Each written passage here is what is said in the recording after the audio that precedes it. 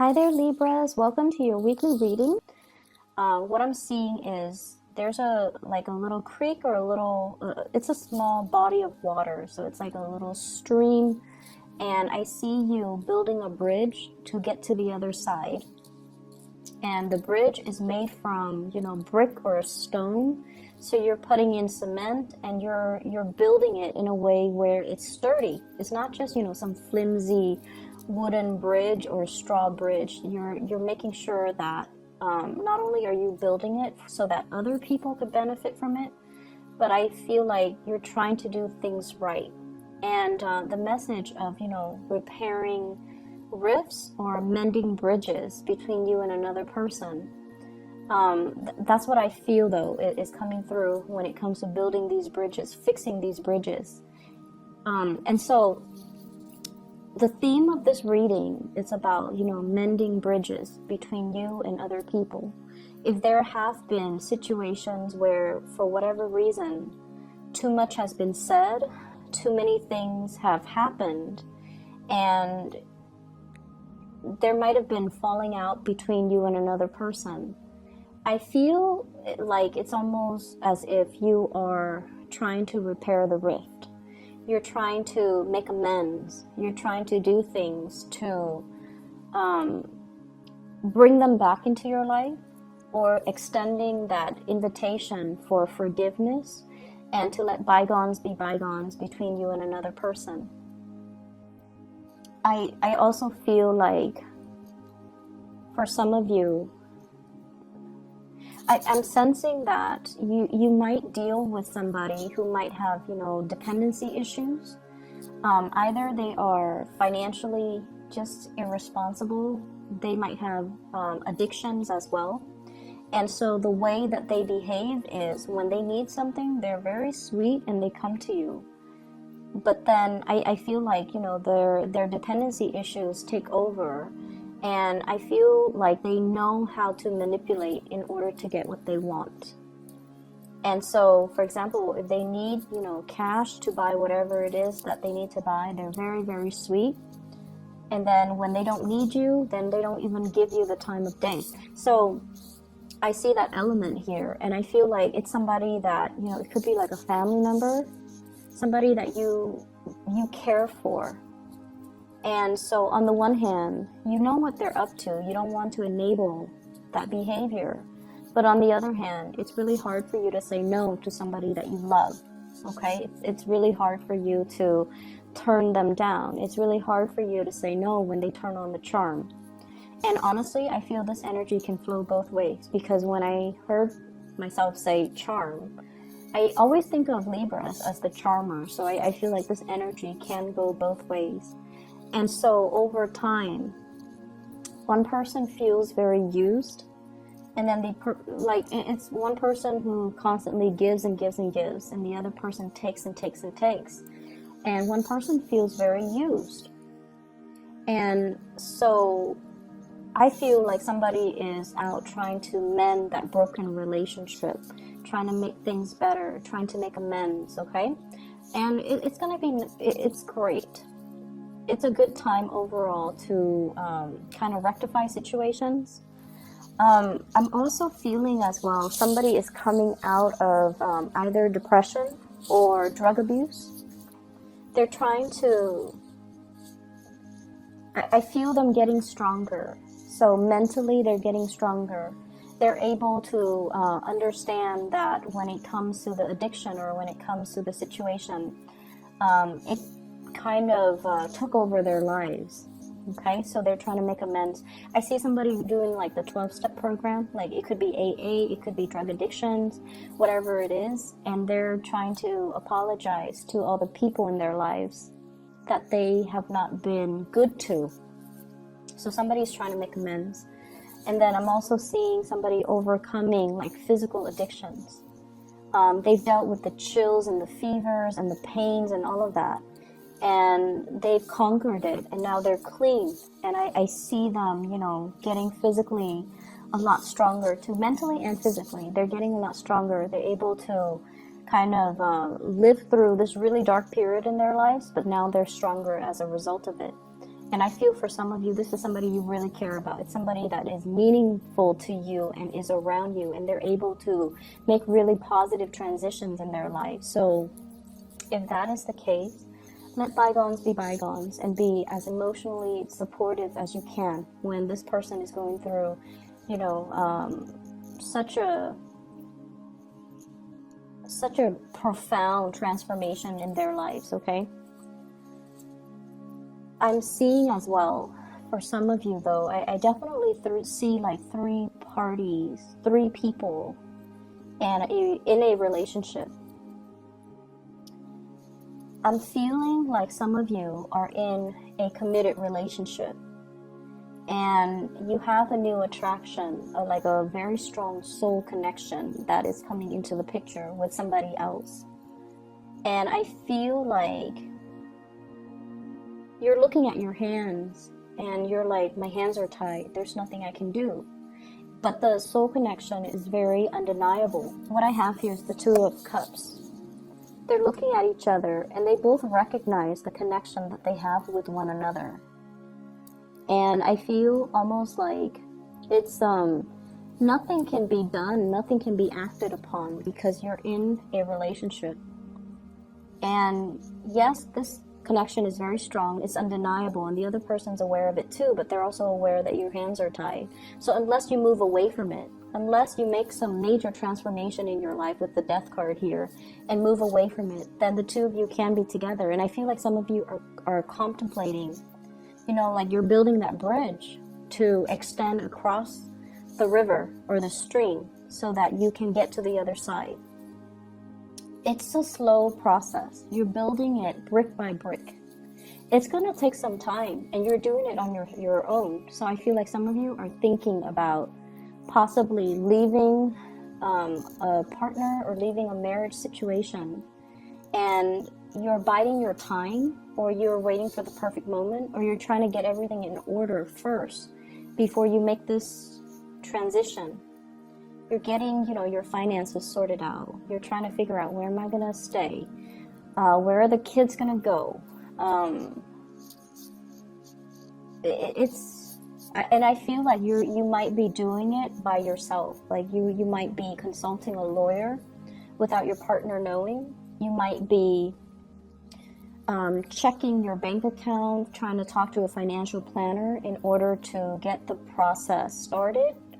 And you're trying to figure out, you know, how much am I going to have to pay in child support? How much am I going to have to pay in alimony? How much is the whole, you know, court proceeding going to cost? Am I able to afford it? And things like that. So you're trying to flush out the details. You're doing the preliminary research. But I definitely feel like you've already made up your mind that you want to transition. So that's what I'm seeing. And I feel like for many of you, you have left a relationship and you're heading into another relationship. And it seems like there isn't any time at all for, you know, being on your own and healing and kind of processing everything that happened. Because I feel like one relationship left you very, very dejected. And then the next person that you meet, they kind of really uplift you. And so you're transitioning like seamlessly from one relationship to the next. And the universe is pretty much telling you to slow down, take some time to be on your own, take some time to process what happened, and take some time for you to be okay first on your own before you rush into this next relationship. They like you, they're not going to go anywhere. What I have here is the Ace of Cups. This is new love. Something that is brand new, that is being offered to you. And I have here the Nine of Cups, which basically means the person that is coming through, that is the new person, is very much close to your, it's like your ideal version of Mr. or Mrs. Right, okay? So this is somebody that is quite significant, and you feel like you can build with this person, like it's going to be there for the long haul, or you feel like you can, you know, have a family with this person. So if you feel that way, you need to make sure you come into it 100% ready. And so if you still have, you know, pains and heartache, Ten of Swords, from previous relationships, or you feel like you still have attachments or emotions that are unresolved, or that you're not really sure if you're done with it yet, you need to make sure you are done before you transition, because this is something that has a lot of potential and you want to do it right. Okay, we want to do things right. I see a lot of people though, so I do see you, and I do see two other people. One is the Two of Cups, one is the Ace of Cups, and we have the Hangman as well that's showing up, which basically means weighing out the pros and cons, staying in a situation possibly because of financial ties, staying in a situation because of these they're kind of like, what do you call them, restrictions. They're self-imposed restrictions. And so you want to free yourself, you want to move on, but you have these things that are holding you back, and they're not real. We have the Devil here. It's the puppet master. It's somebody that has control or sway over you. Okay, but this puppet, he's got a pair of scissors. He can cut himself loose at any time. So it's nothing that's binding, and it's not really, no one is like, holding a knife to your throat and telling you need to stay. Or no one is threatening bodily harm. No one is forcing you against your will. And so I definitely feel like it's a situation where you're feeling like you're sacrificing your happiness for some greater purpose, for some greater goals. And for example, I feel some of you might have children, and you don't want to sever ties with your existing partner because you don't want the children to grow up in a broken home. And that's very noble. And I feel some of you feel like you're making sacrifices. You're sacrificing your happiness to provide that stable home life for the kids. You're sacrificing your new relationship so that you can, be a better be a better parent. And that's the way you're looking at it. That's the way you justify the situation. That's the way you rationalize the situation. And once again, this can also be the person that you're dealing with. Some of you might be dealing with somebody who's in another relationship, and that's how they're rationalizing their situation. And in the meantime, you wait for them to sort out things from their end. And I feel like it's going to be quite a long waiting process. And if you're okay with that, then that's fine. But I feel like it's not going to be, a few months. I feel like it might be a few years. So if that's how they rationalize it, you might need to kind of ask yourself if the wait is okay for you. If you don't have a definitive end date, are you okay with that? Are you okay with waiting? And then likewise, if you're the one that's in the relationship and you don't have the definitive end date, is it fair to ask the other person to wait for you? Okay, so this dynamic, I definitely see like three people. I definitely see a relationship that should end.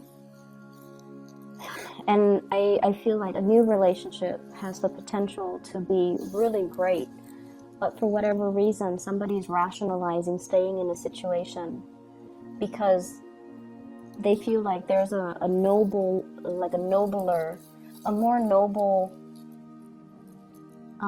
they're making a sacrifice for a noble end. And I feel like that's not really the case. There definitely is some financial entanglements between them and another person. So if their rationale is, it's for a noble cause, I think like that's a lie that they tell themselves. That's not really grounded in reality. And I keep getting this, this hangman. Somebody is saying something, rationalizing a situation, and it's not really grounded on reality. It's kind of like the lie that we tell ourselves to make the situations more, to justify a situation or to make a situation more bearable, but is not really grounded on reality. Okay, so I definitely see some financial entanglements.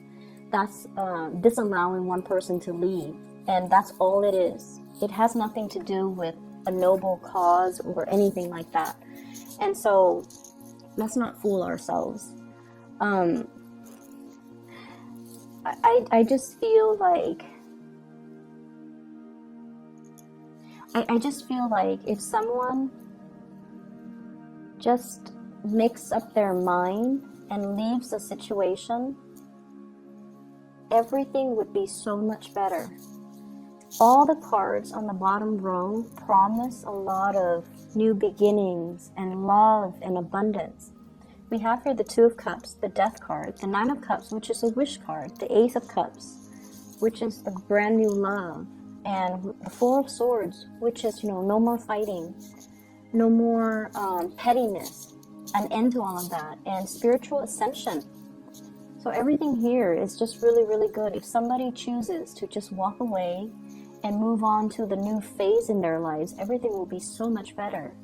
But all the cards on top indicate to me here, we have the Ten of Swords, which is betrayal, the Three of Wands reverse, waiting for something and it's not coming in, the Devil being tied to something, the Hangman being stuck in limbo, and the Fool in the reverse not making a change, doing the same things over and over and over again and not getting a different result because, of course, right? If you keep doing the same things, you get the same outcome. So we have some things here that we have to kind of face up to the truth about. And it could be, somebody that you're dealing with, or you might be in the situation and things are not working out anymore, but you keep building, you keep trying to mend the bridges, you keep trying to fix things. I'm seeing as well for many of you, there is a big realization here that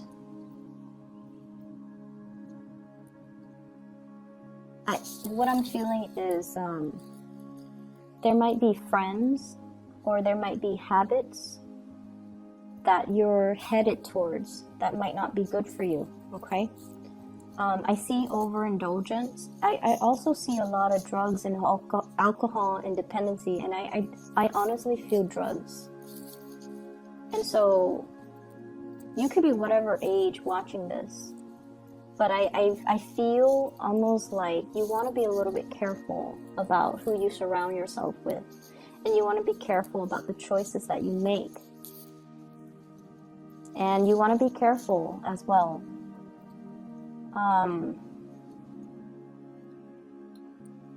Mending bridges with the people, the relationships that have gone south, the people that really care about you. You want to just be careful about that, okay? Maintaining and preserving those relationships and putting them in a place of sacredness so that they don't get tarnished, so that they don't get damaged, okay? So really valuing the proper relationships and the proper people. And I know that I tend to get a little bit negative when it comes to readings for Libra, but I feel like this reading in general, there's definitely two different paths here that you can take. One path means letting go, letting the past go, jumping into something new, a new love relationship, a new partner that is waiting for you. And then the other path is about stagnation, and it's about, toxic situations. And I feel for some of you who might be a little bit younger too, branching off with a new group of friends who care about you, rather than getting involved with these group of friends who actually get you in trouble. Okay, so that's what I'm getting here with this spread, and I really can't, interpret it another way. And I feel like, you have so much potential here to walk the right path. Let me see why that is. Why are the energies so split? What's going on here?